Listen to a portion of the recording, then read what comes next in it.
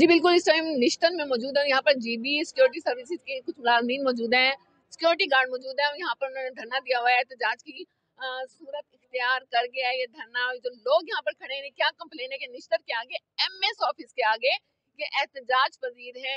इस एहतजाज का मकसद क्या, वजह क्या है, इनसे ही जानते हैं कि एहतजाज पजीर क्यों है। आज आप क्या कह रहे हैं, इतना गमों गुस्से का शिकार क्यों है?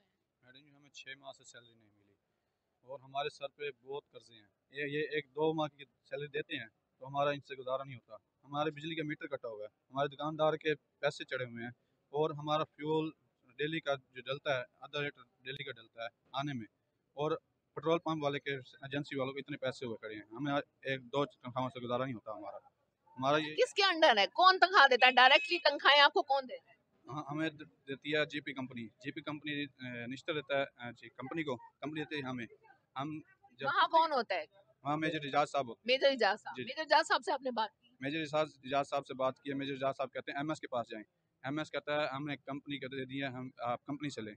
जब हम खुल के उनसे बात करते हैं तो मेजर इजाज साहब कहते हैं कि हम जब चेक पास करवाने जाते हैं तो हमें कमीशन मांगा जाता है हमसे। भाई एक एक साइन पे वीसी के अलावा एमएस पैसे मांगता है, हमें कमीशन मांगता है, एफडीओ पैसे मांगता है, कुनास पैसे मांगता है और जो भी तमाम इनके अदारे हैं, ओहदेदारान हैं, वो सब अपने अपने पैसे मांगते हैं साइन करने के। अच्छा, बीसी से बात हुई, डिप्टी कमिश्नर से बात हुई, आप किस किस किस से आपने मुज़ाकरात किए? ये कंप्लेन किस किस के पास लेकर गए आप? हमने अल्हम्दुलिल्लाह सबके हर एक अदारा खटखटाया है। हम डीसी के पास गए, कमिश्नर के पास गए, आरपीओ के पास गए, सीपीओ के पास गए, क्या रिस्पॉन्स रहा? किसी ने कोई रिस्पॉन्स नहीं दिया। किसी ने कोई रिस्पॉन्स नहीं दिया क्या हमें। कहते हैं आगे से? अगर आप जाहिर बात है कंप्लेन लेके गए हैं, उन्होंने कुछ तो कहा होगा, कोई रिस्पॉन्स तो दिया होगा कि कहाँ जाए, कहीं रिकमेंड किया होगा? आगे से रिस्पॉन्स तो यही देते हैं कि एमएस कमिश्नर साहब ने कॉल की थी। कमिश्नर साहब ने कहा भाई एमएस को, भाई आप है ना ऐसे करें, इनको मसला हल करें। एमएस कहता है 1-2 दिन में हम दे रहे हैं इनको तमाम चेक। अभी तक एक चेक नहीं मिला। अब दो, अभी भी लारे पे लारा के 2 चेक, ये भी नहीं पता भाई 2 भी मिलेंगी कि नहीं। 6-7 महीने से आपको तनख्वाहें नहीं दी गई, क्या कहेंगे? हमारी रिक्वेस्ट है कि हमने हर बार इल्तिजा किया इनसे कि भाई हमारी तनख्वाह दे दी जाए।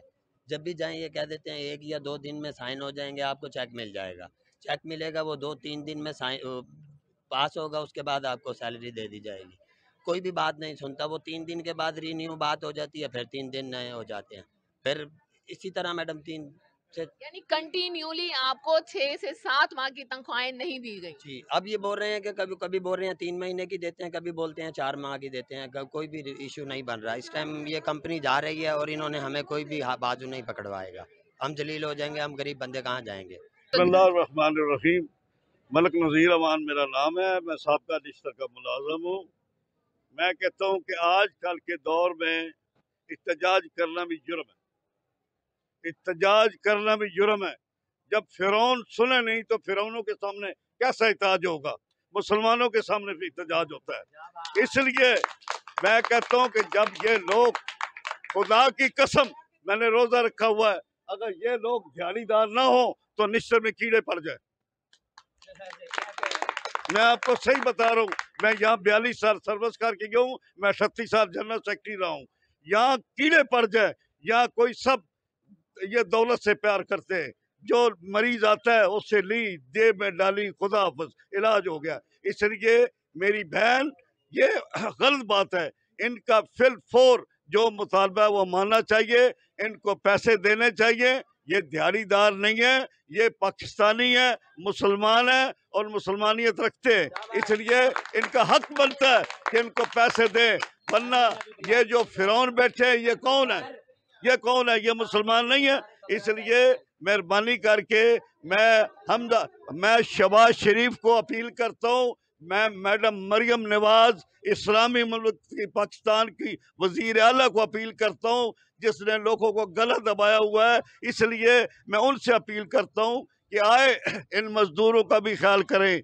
जब इलेक्शन हो उस टाइम मजदूर याद आते हैं, जब ये मसला हो तो मजदूर भूल जाते हैं। इसलिए मैं कहता हूँ कि बिलखसूस इनका ख्याल करना चाहिए। पाकिस्तान जिंदाबाद, मजदूर जिंदाबाद। जी नाज़रीन, जीबी सिक्योरिटी कंपनी जो है, यहाँ पर मुलाजमीन से हमने बात की कि उनके धरने की यहाँ पर क्या वजह था। उन्होंने बताया कि 6-7 महीने से तनख्वाहें नहीं दी जा रही। यहाँ पर जो मेजर इजाज हैं जीबी सिक्योरिटी जो कंपनी है उसके कर्ता धर्ता उनसे वो भी यहाँ मौजूद है, उनसे भी बात करेंगे उनका क्या मौकफ है। और जो कमिश्नर आमिर करीम है वो भी यहाँ पर मौजूद है, उनसे भी बात करेंगे कि इनको किस तरीके से अकोमोडेट किया जाएगा, तनख्वाहों के हवाले से किस तरीके से रिलीफ दिया जाएगा। आइए इनसे भी बात करते हैं। अब ये जो इनका मसला 6-7 महीने से चला आ रहा है, जिस तरह से महंगाई का दौर हो रहा है और ईद आने वाली है, अब आप इनको किस तरीके से अकोमोडेट करेंगे, किस तरीके से इस तरह करें कि सिस्टम वो निश्तर का है वो डेड स्लो है, ये सिस्टम फॉल्टी है, ठीक है ना। मैंने मैडम से भी अर्ज किया है कि यहाँ पे सिस्टम को रेनोवेट करना पड़ेगा। हमें 6 महीने हो गए हैं, इनका बिल्कुल बजा है मुतालबा।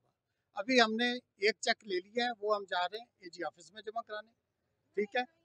तो मुझे बात तो करना, अच्छा ठीक है जी। तो दूसरा चेक उन्होंने कहा 1 घंटे बाद आ जाएं, दूसरा चेक दे देते हैं, ठीक है।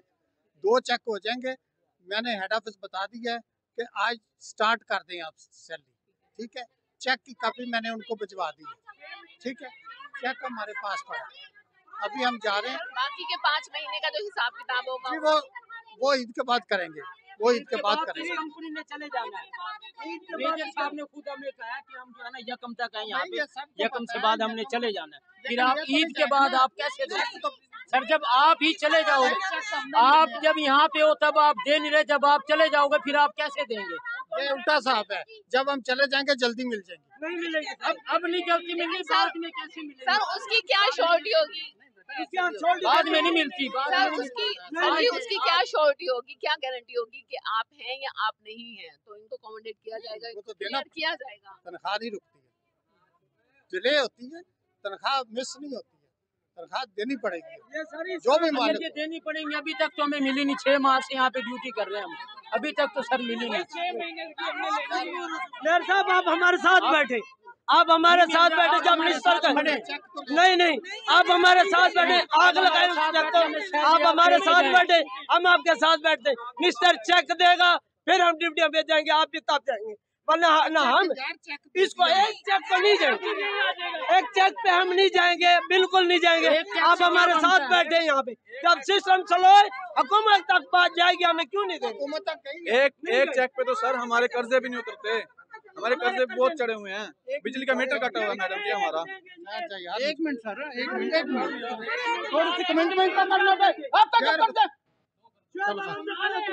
मैडम ये झूठ पे झूठ बोलते हैं, ठीक है। अब आ रही है, अगले हफ्ते में आ रही है, ये आ रही है, ये आ रही है, झूठ पे झूठ बोलते हैं। इसे ये बताओ, आप फ्यूल नहीं डलवाते, आप ये खाना नहीं खा रहे, क्या आप खर्चे नहीं कर रहे अपने घर के, या क्या नहीं कर रहे? मुझे ये बताएं, मेजर का लेवल है इसका।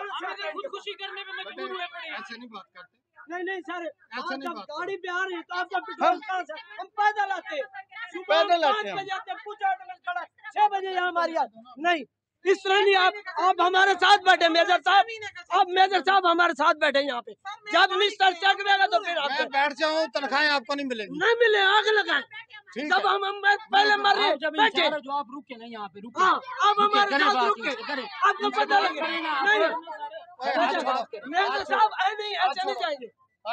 जो कुछ करना है आपने आग लगाया, हमें जो कुछ करना कर ले, हम नहीं जाने देंगे। बात सुनिएगा सर, बात सुनिएगा सर, बात सुनिएगा, बात सुनिएगा सर, बात तो सुनिएगा। हम नहीं जाएंगे सर अभी ये सब इस तरह से गुस्से में हैं, तो इनको कोई गारंटी, कोई श्योरिटी दे दें कि वाकई क्लियर हो जाएंगे। जी है, एकदम से तो 6 चेक नहीं आ सकते ना, अभी उनके पास बजट नहीं है। अभी बाद में कंपनी खत्म हो जाती है, उसके बाद जिस तरह से कह रहे हैं मिलेगी, तो उसके लिए क्या गारंटी है कि वाकई मिलेगी? क्या दे सकते, मैं बता रहा हूँ ना कि मिलेगी। तो आप हमें 5 तनख्वाहों की रिटर्न लिख के दें। ये अभी जो है ना एक तनख्वाह भी दे देंगे, फिर इन्होंने नहीं देनी, आज देते हैं कल देते हैं। आप रिटर्न लिखकर देंगे, क्यों नहीं रोक देंगे सर? आप इधर खड़े हैं, हमारे साथ बैठे। मैडम ये ब्लैक चेक दे दे, ठीक है, तो आपको कुछ नहीं हो रहा, फिर हम आप हमारे साथ बैठे। सर क्या आप रिटर्न लिखकर देने को तैयार हैं? रिटर्न लिखकर दे, जैसा हेड ऑफिस देगा, मालिक जो मालिक है वो दे सकता, मैं रिटर्न नहीं दे हेड सकता। ऑफिस में जो उनको बुलाए, जो हेड ऑफिस में बैठे हैं, इनसे जो बड़े अफसर हैं इनके, उनको बुला ले, उनको भी तो नहीं बुलाते ना, उनको बुला लेंगे। किसी की बात नहीं कर रहा, मेरी अपनी तबीयत खराब थी, कोई भी नहीं आगे आया था। गए थे ना थाने, गए थे, आपने फिर क्या रिटर्न लिख कर दिया था? आपने कौन से पैसे दिए? आपने पैसे ही नहीं दिए। आप सर यहाँ पे हमारा क्लियर करें, ड्यूटी यहाँ पे कर रहे हैं थाने वालों से। अच्छा सर ये बताइएगा, SHO कैंट ने जो इनके साथ इस तरीके से बदतमीजी की है, RPO साहब ने उनको रिकमेंड किया था SHO कैंट, तो इसकी क्या वजह है? कोई बात नहीं, मैडम इन्होंने रिटर्न लिख के दिए 18 तारीख को हम पे करेंगे। इन्हें आज 21, 22, 23 हो गई, नहीं दी। इनसे पूछे रिटर्न लिख के चेक कभी मिला है ना मिले, फिर आपने जो 18 तारीख के रिटर्न लिखे, रिटर्न लिख के दे के आए हैं। मेजर साहब नहीं, इनसे हमारे साथ बैठेंगे फिर आप जाएंगे। जब तक रिटर्न लिख के दे गए थे अभी तक इन्होंने। आप अब क्या मुतालबा करते हैं? 2 चेक आपके क्लियर है, 5 आपका क्या मुतालबा है? किस तरीके से आप श्योरिटी चाहते हैं? हमारे 6 तनख्वाहें हैं, ठीक है, 6 माह की, हमें क्लियर कर दें, बस बात खत्म। हमारी अभी अगर क्लियर नहीं होती तो श्योरिटी में क्या चाहते हैं? सोल्टी में मेजर साहब मैडम को लिख के दें कि मैं इसको 5 तरीके, मैडम को लिख के दें, मैडम VC साहब को लिख के दें, हम फिर जानेंगे। जी सर, अब आप क्या कहते हैं जो इनका मुतालबा है? मैडम मैं कुछ नहीं कहता इसमें, वो जो लिख के देंगे वो करके देंगे, उन्होंने करना। आप दी तो आपकी है ना, अथॉरिटी तो आपकी है ना। मैं तो खुद मुलाजमत करता हूँ, ये तो मालिक जो है लाहौर में बैठे हैं, उनसे बात करेंगे। मतलब जिस तरह इलावा इन्होंने 15 दिन बाद चले बात हो गई भाई, ये MS साहब आपने बताना है मुझे, ठीक है? सर जी, अब आपकी तरफ से क्या रिलीफ है? 6-7 महीने से तनख्वाहें नहीं दी जा रही, अब आप क्या कहते हैं, क्या श्योरिटी है कि बाकी ने तनख्वाहें दी जाएंगी? और अब किस तरीके से सामने भी अभी आपके सामने बात हुई है ना कि दिसंबर तक की जो निश्तर ने पेमेंट करनी थी वो कर दी गई है। कंपनी के नुमाइंदे भी मौजूद हैं, वो एक आध दिन में हम कोशिश करेंगे दिसंबर तक का मिल जाए। जो अगली तनख्वाह है जनवरी फरवरी की, वो उसके लिए वो तैयार कर रहे हैं, उसमें कुछ डॉक्यूमेंटेशन में कमी पेशी है, वो पूरी होगी तो वो भी मिल जाएगी। हम कोशिश करेंगे कि इस मामले को एक्सपीडाइट करवा दें। वो जो अननेसेसरी डिले है ना, चाहे वो निश्तर के पार्ट पे है चाहे वो कंपनी के पार्ट पे है, वो ना। लेकिन सर इनको कुछ तहफ़्फ़ुज़ात हैं कि कंपनी खत्म होने जा रही है और उसके बाद इनको फिर कोई पूछने वाला नहीं होगा, उसके बारे में तो मैं क्या राय दे सकता हूँ कि जी कंपनी खत्म हो रही है, मुझे तो उसका नहीं पता। वो तो कॉन्ट्रैक्ट होता है ना, वो तो देखे ना कॉन्ट्रैक्ट है। देखिए हमें समझने की ये भी जरूरत है कि ये प्राइवेट अब काम है, ये निश्तर की उस तरह जिम्मेदारी नहीं। निश्तर करता है अपनी जेनिटोरियल सर्विसेज को आउटसोर्स, तो आउटसोर्स टेंडर के जरिए प्रॉपर एक लीगल प्रोसेस के जरिए कंपनी आती है। वो कंपनी फिर जब तक उसका एग्रीमेंट है उस वक्त तक रहना ना, कंपनी ने क़यामत तक तो नहीं रहना। लेकिन सर आपके क्या इक़दाम होंगे इनको रिलीफ देने के लिए? कंपनी रह जाती है या नहीं रह जाती? सर इनकी तनख्वाह, हमारा काम है टेंडरिंग प्रोसेस को ट्रांसपेरेंट करना है, हमारा इसके अलावा कोई काम नहीं है। और दूसरा इंश्योर करना है कि जो कंपनी टेंडर में हिस्सा ले, जो विन कर ले कानून के मुताबिक, वो अपने एम्प्लॉइज को पे दे, हमारा ये काम है। जी नाज़रीन, जैसे कि बताया कि निश्तर के बाहर मौजूद है, यहाँ पर GB कंपनी के जो मुलाजिम वहाँ मौजूद है एहतजाज पजीर से, उनसे बात करने पर पता लगा कि 6 से 7 महीने की तनख्वाहें नहीं दी गई। जिस तरह से महंगाई का दौर हो रहा है, ईद भी करीब है, इस तरीके से वो भी मसाइल का शिकार है। उन्होंने ये भी बताया कि इसके हवाले से उन्होंने कमिश्नर, डिप्टी कमिश्नर का भी दर खटखटाया, लेकिन कोई रिस्पॉन्स नहीं आया। मेजर एजाज GB कंपनी के करता धरता है, उनसे भी बात की हमने, उनका भी मौका जाना, उन्होंने भी बताया। और कमिश्नर से भी बात की, जो कमिश्नर मुल्तान है, उन्होंने बताया कि इनकी 2 तनख्वाहें क्लियर कर दी जाएंगी, बाकी जो तनख्वाहें हैं, बाकी जो क्लियरेंस है वो ईद के बाद होगी।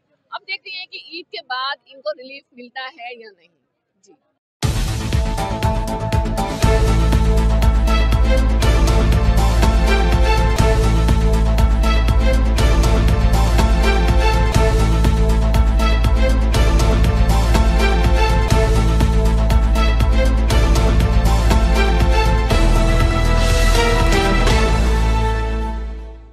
एजुकेट करती हैं और उनको बताती हैं कि आपने इस टाइम पे अब इतने दिन बाद दोबारा दिखाना है, इतने दिन बाद दोबारा चेक करवाना है।